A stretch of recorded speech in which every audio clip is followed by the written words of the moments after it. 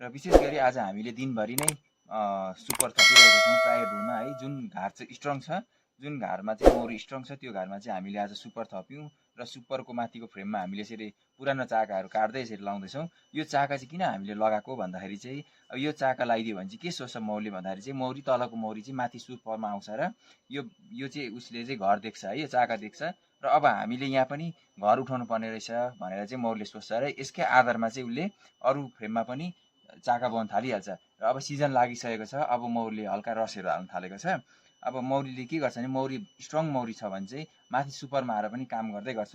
हामीले अलिक छिटै सुपर हालिदियो भने चाहिँ के हुन्छ नि मौरीले छिटो हनीको प्रोडक्सन दिन्छ। हामीले सिजनमा 2 खेपसम्म पनि हामीले हनीहरू हार्भेस्ट गर्न सक्छौँ। र तपाईँहरूले पनि यसरी नै सुपर राखेर चाहिँ माथिल्लो तलाको फ्रेममा चाहिँ एउटा चाका लगाइँदा भइहाल्छ। यो एउटा चाका चाहिँ किन हामीले फ्रेममा यसरी लगायौँ भन्दाखेरि चाहिँ यो एउटा लगाउनुको कारण चाहिँ के हो भने नि मौरीलाई चाहिँ हामीले बाटो देखाइदिएको। यो बाटो देखाइदियो भने चाहिँ मौरीले यही फ्रेम हेरेर यही चाका हेरेर चाहिँ अरू फ्रेममा पनि यसले घर उठाउन थालिहाल्छ।